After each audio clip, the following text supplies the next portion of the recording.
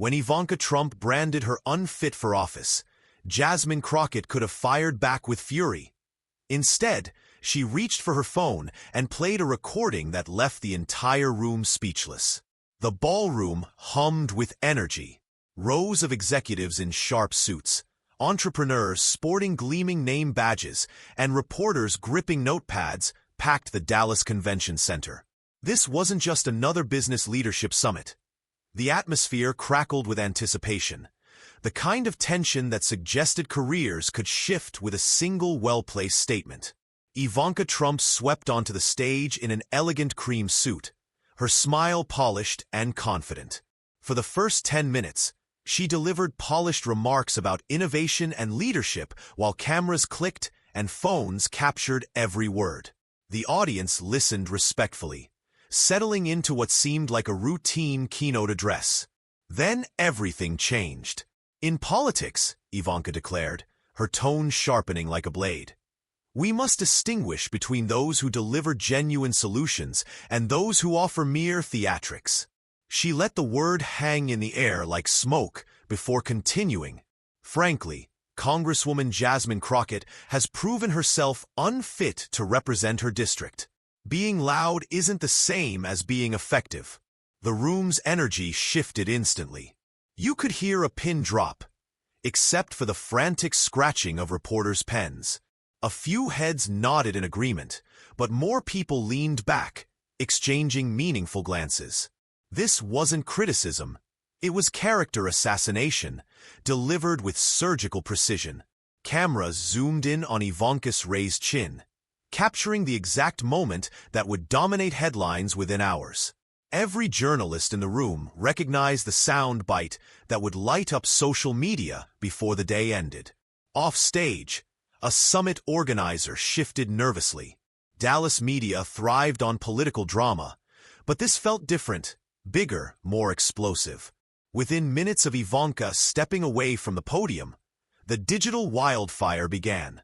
Clips of her remarks flooded Twitter, Facebook, and Instagram. Someone posted the full quote with a caption that spread like lightning. Ivanka Trump just called Jasmine Crockett unfit. Retweets and comments poured in faster than anyone could count. Some summit attendees whispered that Ivanka's attack seemed calculated, a deliberate move to make headlines. Others believed she'd simply let frustration override judgment. Either way, the moment was now permanently etched in the public record. Near the coffee cart, a group of small business owners huddled over their cups. "She's got nerve, I'll give her that," muttered a woman from Lubbock, shaking her head. "But Crockett? That woman fights for small businesses. I've seen it firsthand." Another nodded grimly. "This is going to explode." In the hallway, reporters raced toward the press room, thumbs flying across phone screens as they fired off updates to editors. Even those who'd planned to cover other speakers suddenly had a new lead story. By the time Ivanka's motorcade disappeared from view, a Dallas radio station was already replaying her comments on air. "Is this political critique or political theater?" one host asked his audience. The irony wasn't lost on anyone. Meanwhile, Ivanka's team maintained radio silence, offering no immediate statement as the controversy gained momentum. A few blocks away in a Madrid office building, Jasmine Crockett sat across from one of her aides, who slid a phone across the desk. The screen glowed with a headline from a local outlet. "Ivanka Trump blasts Crockett at Dallas Summit." "She actually said that?" Crockett asked, leaning back in her chair. The aide tapped play. Crockett listened without interrupting, her expression unreadable. When the clip ended, she took a slow sip of coffee, set down her mug, and said quietly, "Interesting." Her tone wasn't defensive. It wasn't angry. It was measured, like someone who just received a puzzle piece she'd been waiting for. The aide waited for more reaction, but Crockett simply added, "Let's make sure we're ready when they call." By late afternoon, news alerts had hit every major political website. Commentators lined up on cable talk shows to either defend Ivanka or rally behind Crockett. This wasn't just a casual political jab. It was shaping up to be the opening shot of a full-scale public confrontation. While Ivanka's statements seemed designed to put Crockett on the defensive, there was something the audience didn't know yet. Crockett had been holding on to something for months, something that could flip the entire narrative in under a minute. But the real turning point wouldn't happen in that ballroom. It would happen later, in a small TV studio with cameras rolling and a microphone inches from Crockett's face. By evening rush hour, as traffic clogged I-35 and the Dallas skyline glowed against the deepening sky, Ivanka Trump's words had reached millions. News clips became viral videos, opinion blogs published think pieces before dinner, and social media transformed into a digital battlefield. Cable news producers scrambled to book panelists for real-time reactions. Within an hour, Crockett's name was trending across 3 platforms, often paired with phrases like political theater and unfit. On a popular political subreddit, a thread titled, "Ivanka Trump just took a swing at Jasmine Crockett," shot to the top. Comments flooded in, some cheering Ivanka for speaking truth, others warning she'd picked the wrong fight. At a corner booth in a Tex-Mex restaurant just a mile from the summit venue, local reporters passed their phones around between bites of chips and salsa. "I think she wanted this reaction," said one, scrolling through endless retweets. "It feels calculated." "Maybe," another disagreed. "But you don't drop a bomb like that unless you're ready for the fallout." The fallout was swift and merciless. Pundits dissected tone, phrasing, and body language. Morning news shows teased the clip for the next day. Political podcasts rearranged their entire schedules to record emergency episodes. For Crockett's team, the phone calls started within an hour. Local TV stations wanted her live reaction. National networks pushed for morning show appearances. Her communications director, Lydia Ramos, stood in the middle of the office juggling 2 ringing phones while texting Crockett. "We need to set our tone fast." Crockett was at home when she finally watched the full clip, unedited and unfiltered. Her husband Marcus had just handed her a plate of barbecue takeout when she hit play. She listened intently, her fork hovering midair as Ivanka's voice filled their living room. Marcus watched her carefully, bracing for anger or frustration. But it didn't come. Instead, Crockett set down her food, grabbed her phone, and began scrolling to a specific folder in her audio files. She found what she was looking for almost immediately.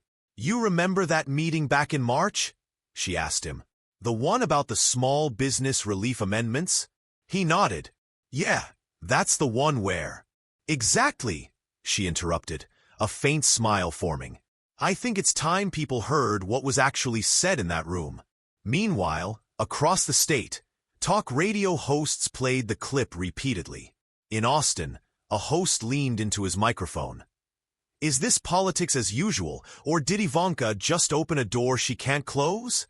Callers lit up the phone lines with passionate responses. At the same moment in Washington, 2 political aides from opposite parties were texting each other the same link to the Dallas footage. One typed back, "If Crockett hits back smart, this will dominate the news cycle for days." The other replied simply, "She will." Online, the divide was stark. Influencers with massive followings echoed Ivanka's criticism, framing Crockett as all flash, no substance. But others, particularly small business owners, pushed back hard. One viral post from a woman in San Antonio read, "My store was saved by the very bill Crockett fought for. I don't care about your politics. She shows up." Within hours, Crockett staff agreed to a live evening interview on KDFW, the local Fox affiliate. Lydia texted the station back, "She'll be there in person. No phone in." It was a deliberate choice. Viewers needed to see her face, not just hear her voice. Back at the summit venue, Ivanka's team quietly exited through a side entrance. A few reporters tried to intercept them for comments, but staffers smiled politely and kept walking. In the SUV, Ivanka glanced at her phone, scanning headlines without expression. A member of her communications team finally broke the silence. "It's blowing up everywhere," he said. Ivanka slid the phone into her bag. "It'll pass." But it wouldn't pass. Not that night, and not the next day. The story had too many compelling elements. Two prominent women, sharp words caught on camera, and the tantalizing possibility that Crockett would respond in a way no one expected. As KDFW's news director finalized the evening program, the anchor was already rehearsing her opening question. It wasn't just, "What's your response?" It was, "What are you going to do about it?" When Crockett walked into that studio, the answer she carried would do more than respond to the question. It was going to rewrite the entire story. The studio lights blazed hot, making the air feel thick and electric. Jasmine Crockett sat in the green room while a makeup artist dabbed the last hint of shine from her forehead. She didn't fidget or scroll through her phone.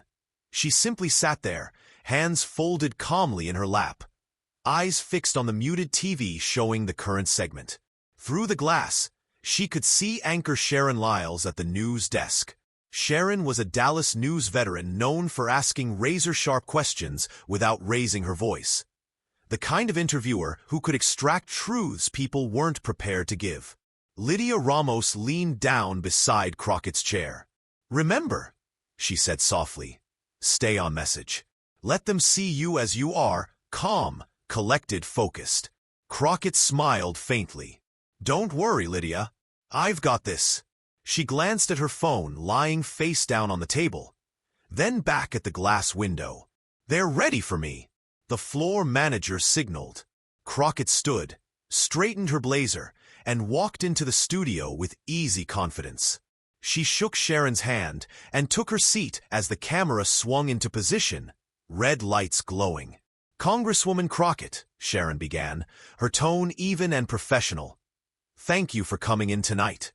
"My pleasure," Crockett replied, her voice steady and clear. Sharon went straight to the heart of the matter. "You've seen the clip of Ivanka Trump's comments earlier today at the Business Leadership Summit. She called you unfit to represent your district and said you were all theatrics, no substance. What's your response?" For a moment, Crockett didn't answer. She sat perfectly still, as though she were carefully considering the question. Not buying herself time, but making it clear she wouldn't be rushed. When she finally spoke, her words were measured and deliberate. "Well, Sharon, I believe in letting my work speak for itself. But when someone chooses to misrepresent that work, I also believe in setting the record straight." Sharon tilted her head slightly. "How do you intend to do that?" Crockett reached for her phone with slow, deliberate movement.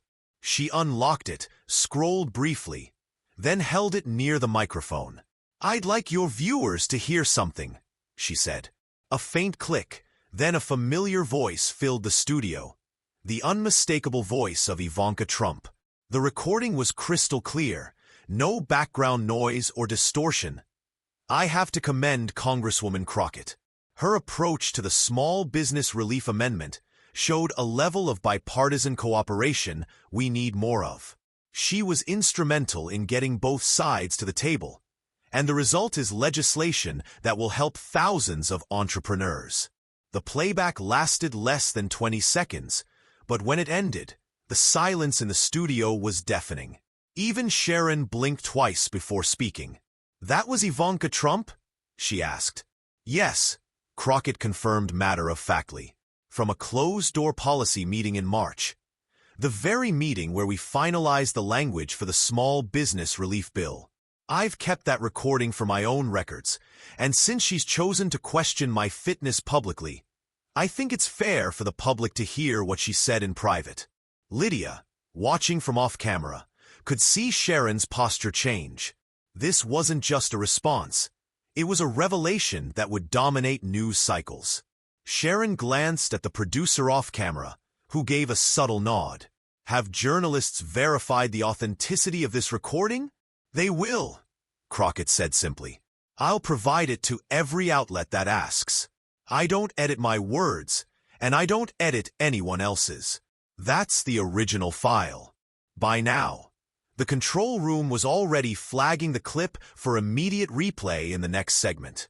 This was the kind of television moment that turned local interviews into national headlines. Crockett didn't gloat. She didn't raise her voice or trade insults. She simply sat there, composed and professional. As Sharon moved on to ask about the bill itself, Crockett explained the funding rollout, eligibility requirements, and what it meant for small businesses across the state. The segment felt less like a counterattack and more like a civics lesson. In the final minute, Sharon circled back. "So, Congresswoman, do you think Ivanka Trump owes you an apology?" Crockett smiled, not sarcastically, but with the quiet confidence of someone who knew she'd already made her point. "I'm not here for apologies, Sharon. I'm here for results. But I do believe the truth has a way of speaking for itself." The red camera light went off. Sharon leaned forward slightly. "That was something," she murmured. Crockett stood, shook her hand again, and walked out of the studio without another word. As the elevator doors closed behind her, Lydia whispered, "That clip's going everywhere." Crockett replied simply, "Good. Let it." But once the recording hit the airwaves and reporters got their hands on it, the calm studio moment was about to explode into a nationwide verification frenzy. By the time Crockett's car pulled out of the station parking lot, the clip was already being chopped up, subtitled, and posted by viewers who had watched it live. Within minutes, political accounts with hundreds of thousands of followers were sharing the video with captions like "She came prepared" and "Receipt Queen." The words Ivanka and Crockett trended together for the first time in months. Inside the KDFW newsroom, producers scrambled to maximize the moment. Sharon's interview had just delivered the kind of television gold every anchor dreams of, a clean, clear audio bombshell that needed no context to understand. "We need to replay that every half hour until midnight," one producer declared, leaning over to another. The recording itself was devastatingly simple. No theatrics, no background noise, just Ivanka's voice praising the very person she had labeled unfit only hours earlier. That clarity made it impossible for even partisan viewers to claim manipulation without concrete proof. National political reporters pounced immediately. The Washington Post's digital desk clipped the segment straight from the station's live stream. CNN had it on air within 45 minutes. By the end of the night, MSNBC's primetime lineup was running split screens. On one side, Ivanka at the Dallas summit calling Crockett unfit. On the other, Ivanka in the recording praising her bipartisan work. Back at Crockett's office, Lydia's phone vibrated relentlessly with texts from allies, journalists, and even a few political opponents. That was surgical. One California lawmaker messaged. Another simply wrote, "Well played." Crockett herself stayed off social media entirely. She sat in her living room, feet up on the coffee table, sipping water while her husband flipped channels. "You're everywhere," he said. She shrugged. "That's not the point. The point is that people can see the truth for themselves." Meanwhile, fact-checkers at multiple outlets started working their phones. Was the audio genuine? Could it be verified independently? Within an hour, one outlet confirmed that the meeting in question had been attended by at least a dozen people, including staffers from both parties. Several of them told reporters they remembered Ivanka making those exact remarks. She said it.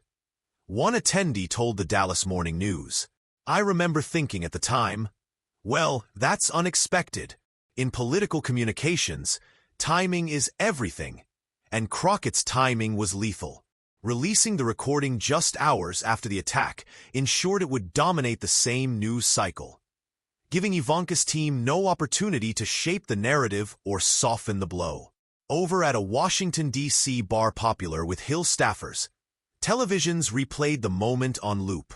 A young staffer muttered to his friend, "That's how you do it.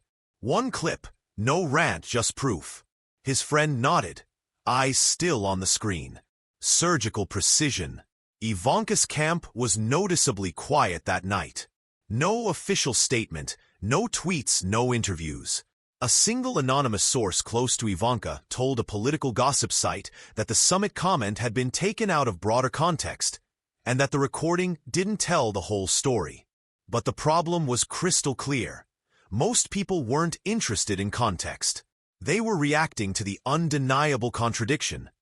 Praise in March, condemnation in August, both captured in Ivanka's own voice. Cable panels lit up with the drama.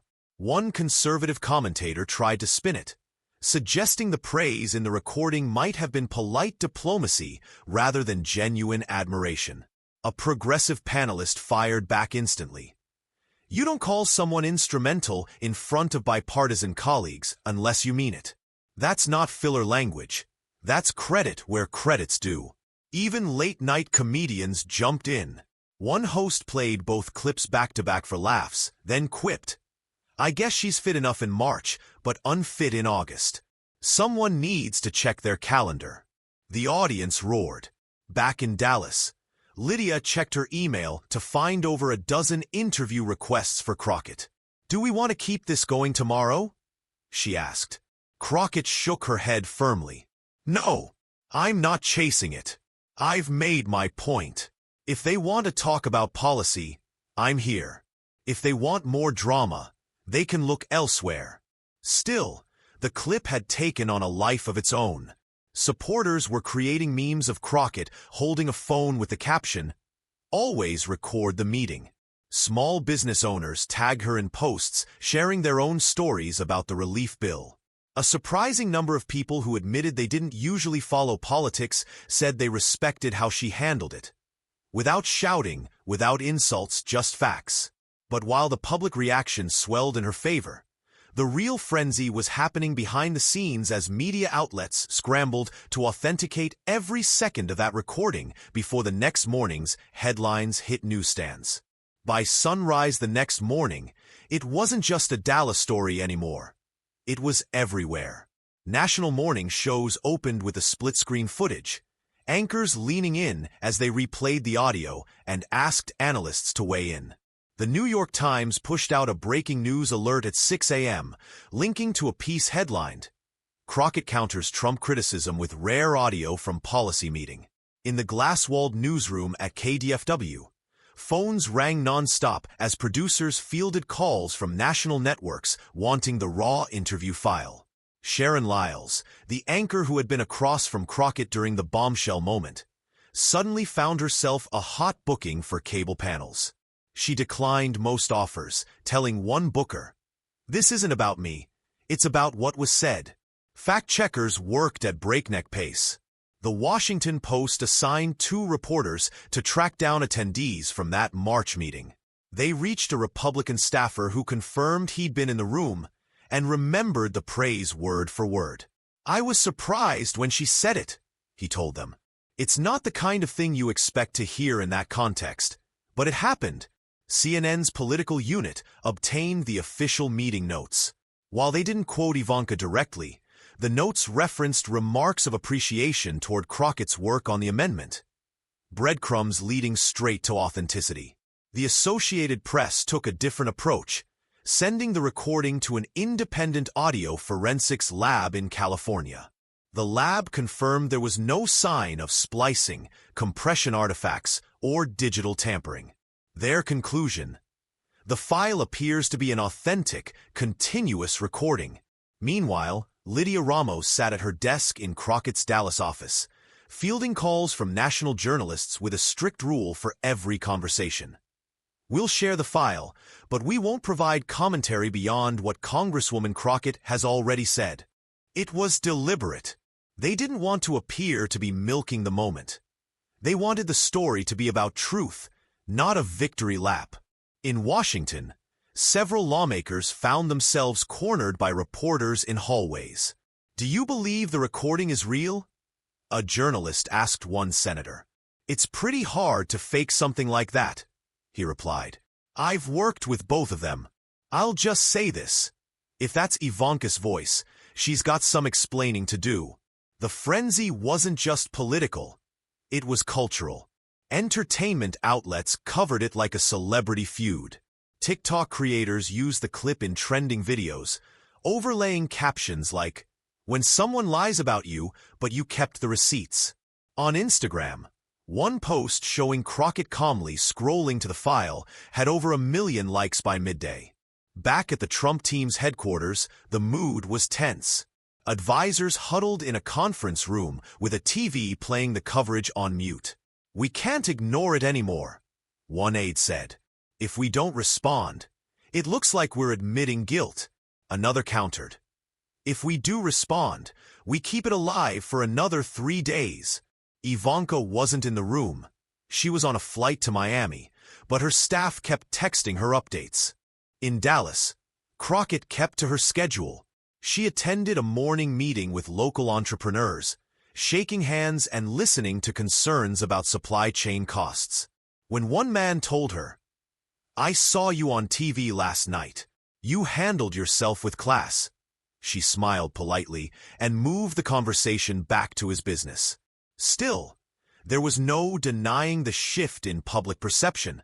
In a matter of hours, she had gone from being on the defensive to holding the high ground. The reason was simple. People could hear the truth for themselves. No spin, no interpretation, just words captured in real time. That afternoon, NBC News confirmed what most already suspected. 3 independent sources who had attended the meeting verified the recording's accuracy. By 3 p.m., even some commentators who had initially sided with Ivanka were urging her to clarify her remarks. One tweeted, "If this is the same person you praised in March, maybe calling her unfit isn't the best look." Lydia watched the tide turn from her office computer, her inbox now stacked with requests from outlets she knew Crockett would decline.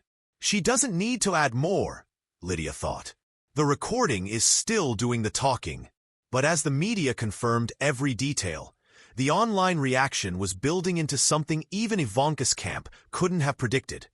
A digital wave that would turn Crockett's moment into a full-blown cultural flashpoint. By late afternoon, the conversation had broken out of political circles and spilled into nearly every corner of the internet. Twitter timelines were stacked with clips of the interview, some slowed down with dramatic music, others overlaid with captions like, "When you bring facts to a feelings fight." Instagram Reels carried side-by-side footage of Ivanka's summit remarks and the March meeting praise, racking up millions of views in hours. TikTok was another beast entirely. One creator stitched the recording into a parody skit, acting as Crockett holding a phone while a friend pretended to be Ivanka. It was absurd, funny, and brutally effective at reinforcing the contradiction. Within 6 hours, the video had 2.8 million views. Hashtags like #ReceiptQueen and #Jasmine Crockett Keeps Receipts didn't just trend. They dominated. People used them in posts about everything from politics to petty workplace wins. A user from Phoenix posted a photo of a co-worker's contradictory email chain with the caption, "Channeling my inner Jasmine Crockett." On Facebook, a group for small business owners shared the clip with a lengthy caption about the relief bill. "No matter what side you're on," the post read, "facts are facts. This bill kept our doors open, and Congresswoman Crockett fought for it." The post went viral in its own right, attracting comments from across the country. Even late-night comedians joined the chorus. One joked, "In March, Ivanka was Crockett's biggest fan. In August, she's calling her unfit. I'm starting to think someone needs a calendar." The audience laughed, but the joke stung because it reflected exactly what people were already thinking. The shift in tone didn't make sense.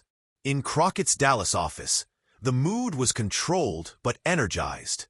Lydia sat at her desk, phone in one hand, reading through a growing list of interview requests.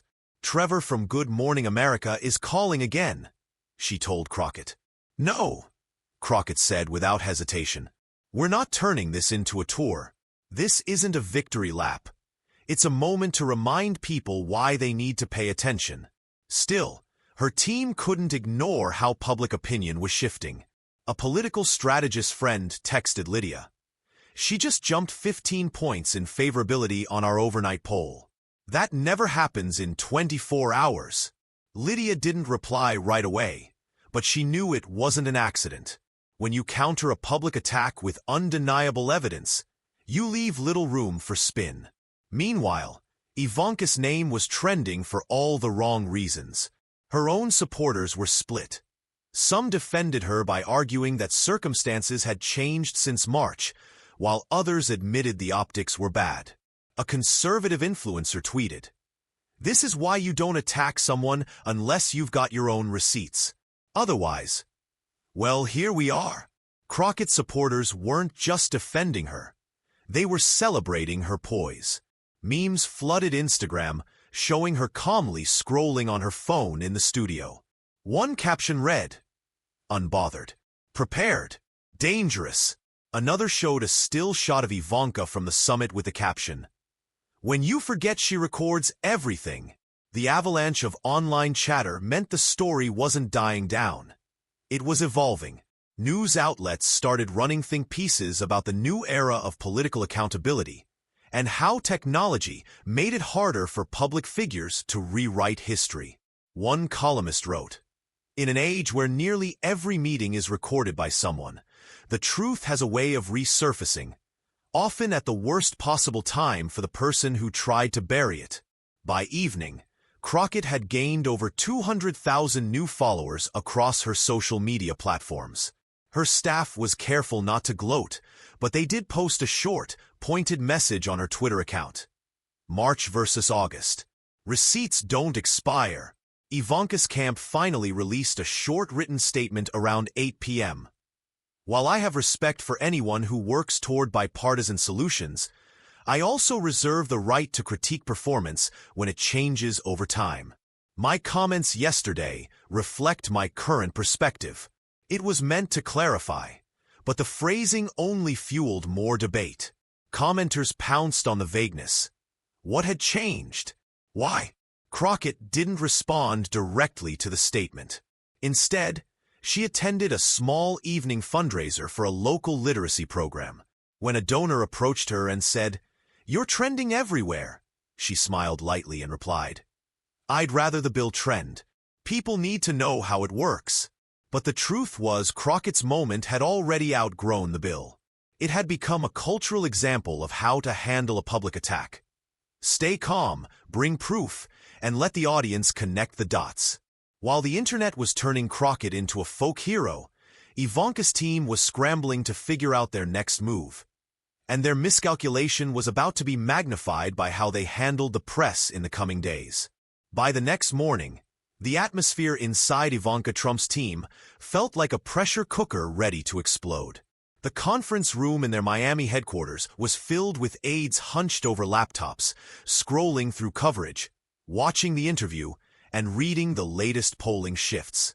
Every screen showed Crockett's composed face, alongside Ivanka's contradictory words from March and August. The contrast was devastating. Glenn Avery, her communications director, leaned forward in his chair, rubbing the bridge of his nose. "We can't just let this run wild," he said, his voice low but sharp. "It's already a full news cycle old. If we don't start shaping the narrative now, we're going to lose another 2 days." Across the table, a younger aide shook her head. "Every time we respond, the clip gets played again. And every time it gets played, more people see it for the first time. We could be making it worse." They'd navigated situations like this before. Public criticism met with a counterpunch, a quick news flare-up. But this one felt different. The problem wasn't just the contradiction between March and August. It was how clean the evidence was. There was no ambiguity in the audio, no fuzzy quality to cast doubt on. On a video call, another senior advisor suggested a bold move. Have Ivanka call Crockett directly, off the record, and smooth it over. If she can get Crockett to say they've cleared the air, it'll take the sting out. Glenn dismissed it immediately. "Crockett's not going to bail us out. If she wanted this to go away quietly, She never would have played that recording on live TV. Meanwhile, in Washington, reporters camped outside a building where Ivanka was scheduled to attend a closed-door donor meeting. When she arrived, they called out questions over the sound of snapping cameras. Do you stand by your comments about Congresswoman Crockett? Do you dispute the recording? She didn't stop walking, offering only a tight-lipped smile before disappearing inside. That clip alone, Ivanka saying nothing, was replayed on the evening news with commentary about her silence. Back in Miami, Glenn finally settled on a strategy. Release a longer, more detailed statement framed around changing circumstances. They drafted it carefully, avoiding outright denial of the recording, but suggesting that Crockett's performance in recent months had fallen short of her earlier promise. The goal was to acknowledge the March praise without conceding that the current criticism was unfair. But when the draft was sent to Ivanka for approval, she hesitated. The problem with this, she said slowly, is that it forces me to rehash her accomplishments from March. That just keeps her win in the spotlight. Her hesitation sparked another round of debate among her team. Some argued for letting the story burn out on its own.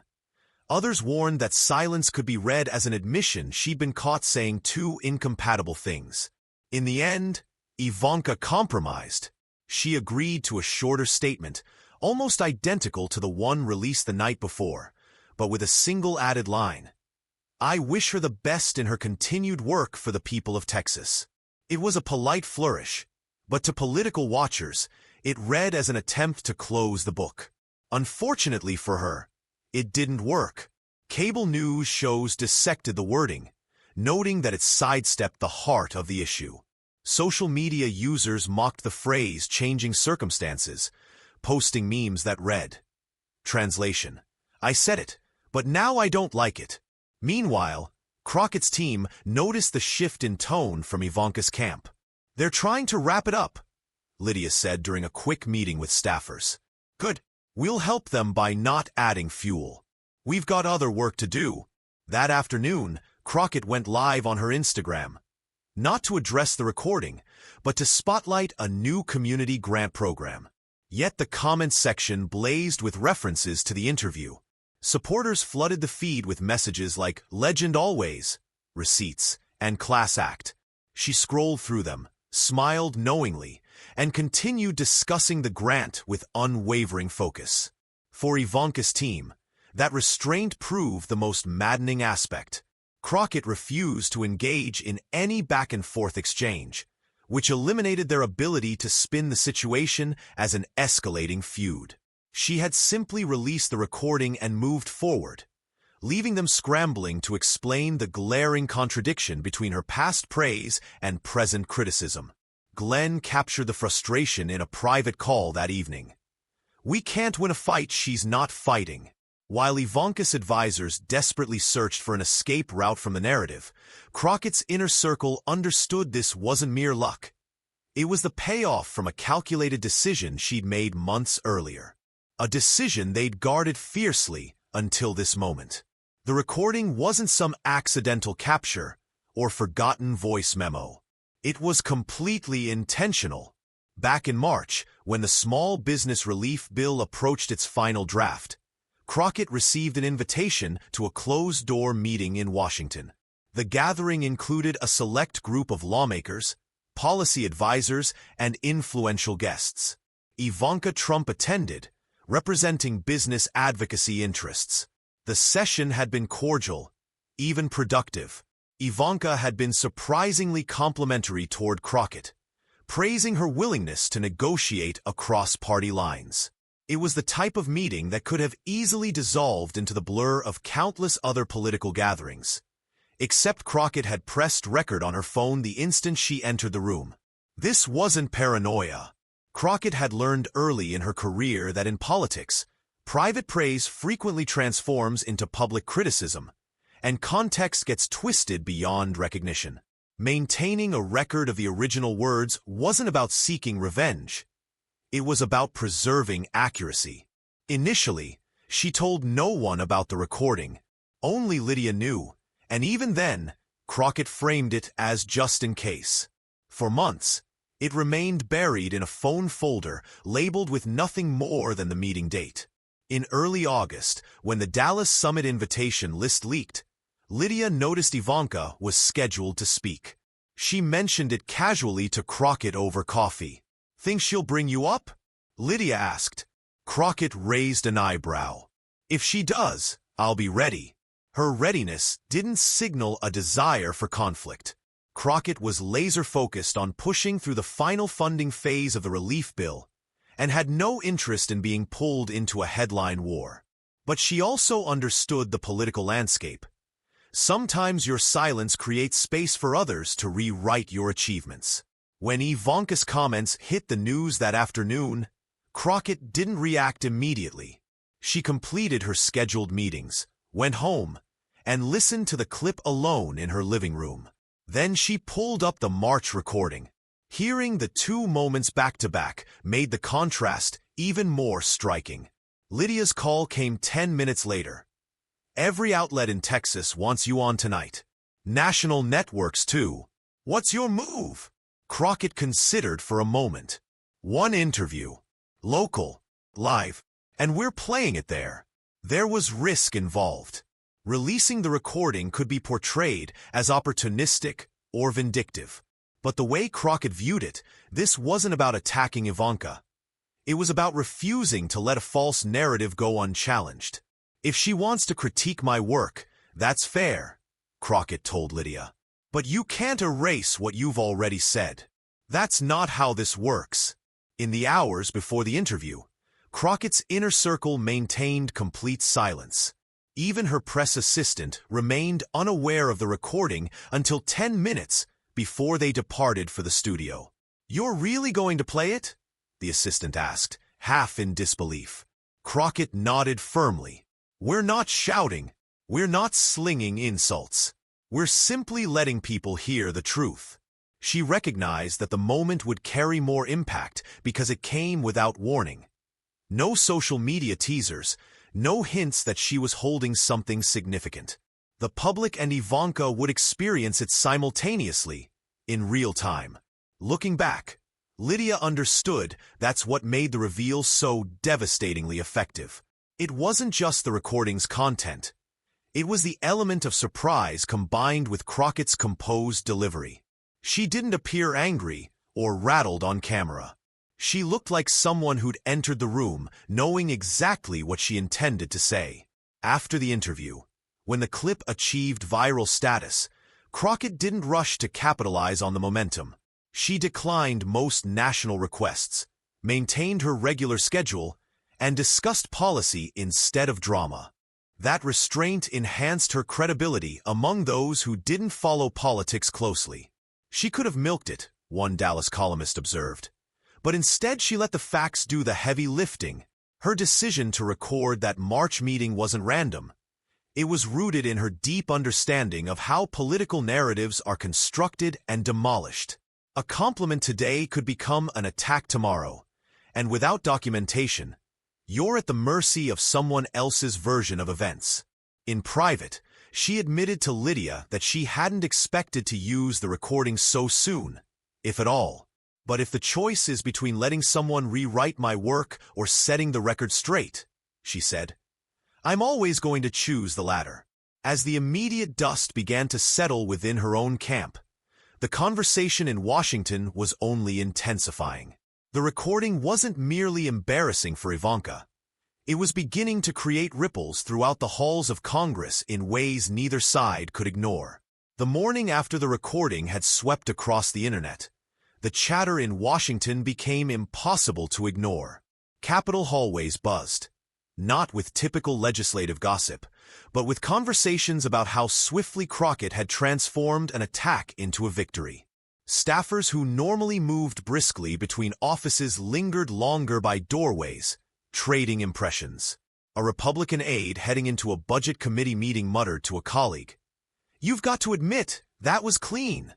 His colleague smirked back, "It's a reminder. Don't say anything in March you can't defend in August." In committee rooms, the story evolved into a cautionary tale. Lawmakers who had witnessed their own words twisted or taken out of context were quietly impressed with Crockett's handling of the situation. For them, it transcended political optics. It was about control. She hadn't allowed her opponent to dictate the conversation's terms. The Speaker of the House, cornered by reporters en route to a caucus meeting, sidestepped questions about the recording but praised any member of Congress who keeps their focus on tangible results for the American people. To political insiders, it was a subtle endorsement of Crockett without openly taking sides in the feud. Not everyone was impressed. A few far-right members called the reveal petty and accused Crockett of staging the moment for political gain. But their criticism fell flat because the evidence was so straightforward. No editing, no murky timeline, just two conflicting statements separated by months. Cable news channels carried the conversation into the legislative day. A CNN analyst compared Crockett's handling of the situation to a lawyer presenting airtight evidence in court.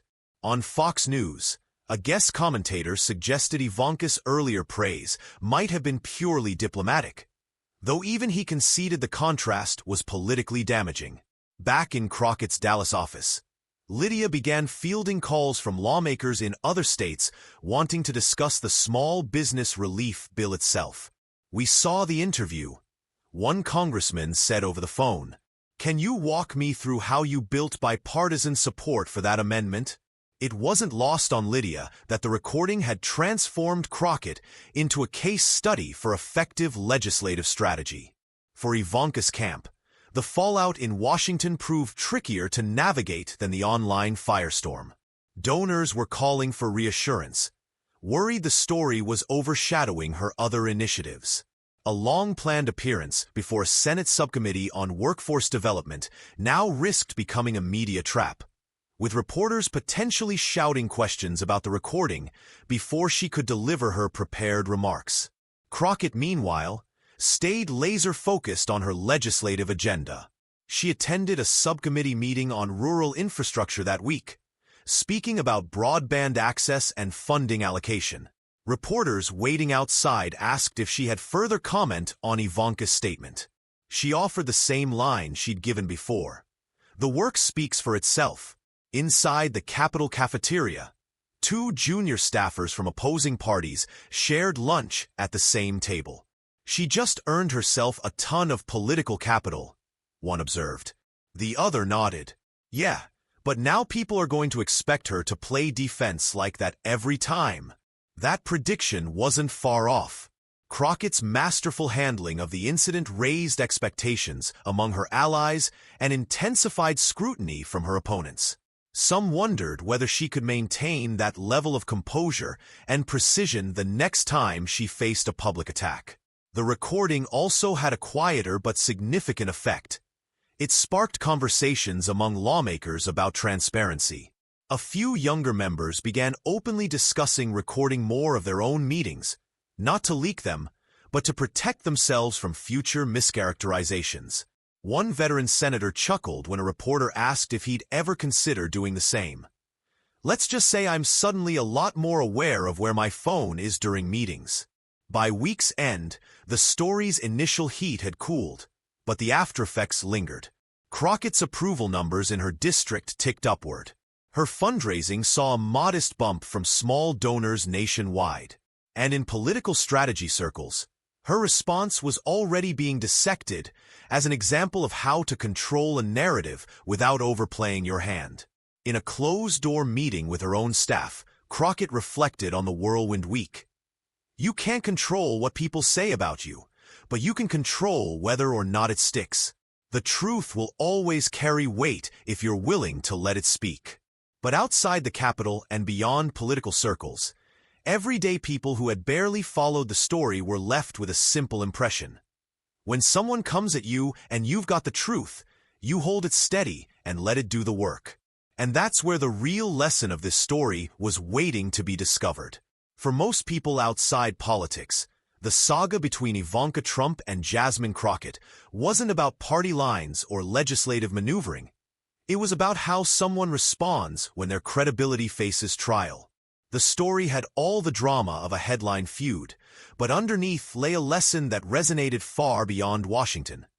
If you're telling the truth, you don't have to shout to be heard. In neighborhoods from San Antonio to Seattle, people discussed it at coffee shops, in barbershops, and during lunch breaks. A teacher in Des Moines told her civics class, "This is why you document your work.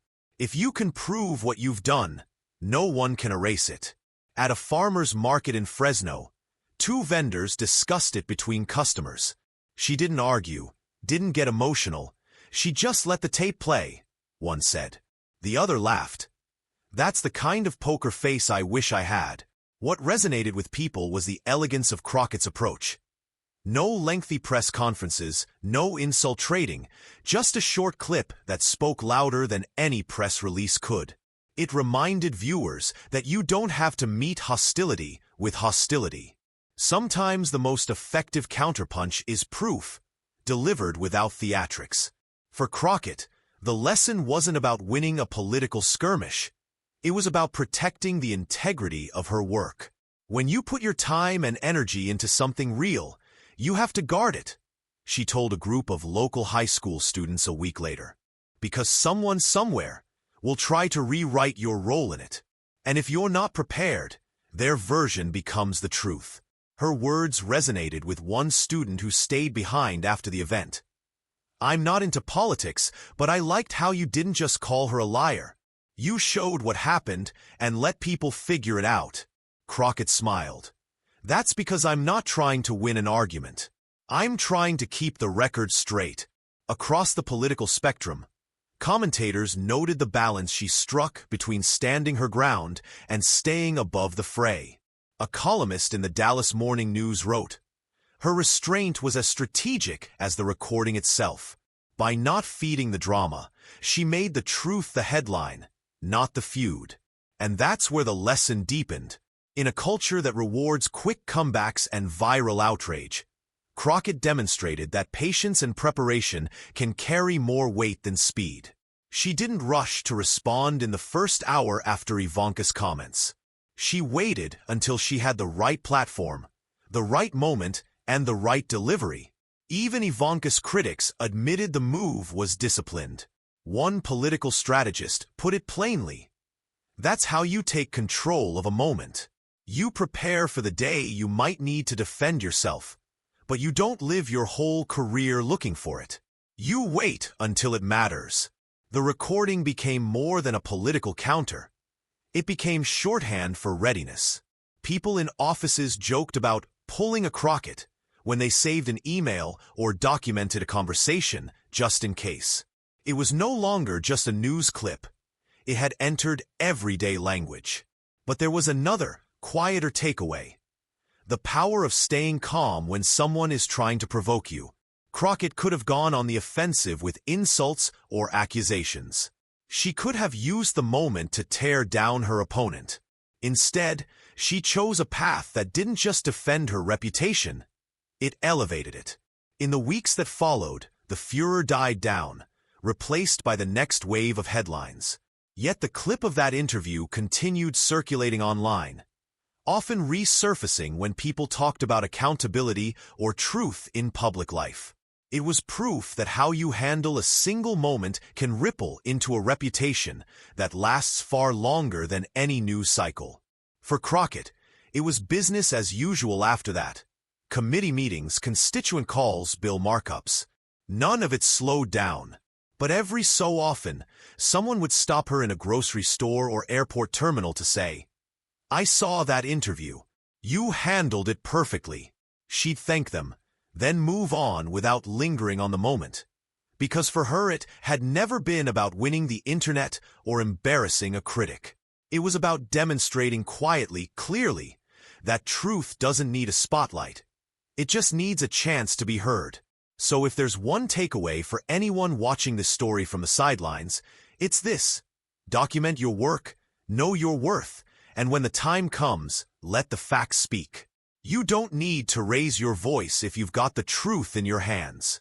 And if you believe stories like this matter, stories where preparation beats posturing, where honesty wins over noise, Make sure to subscribe so we can keep bringing you the moments that prove it.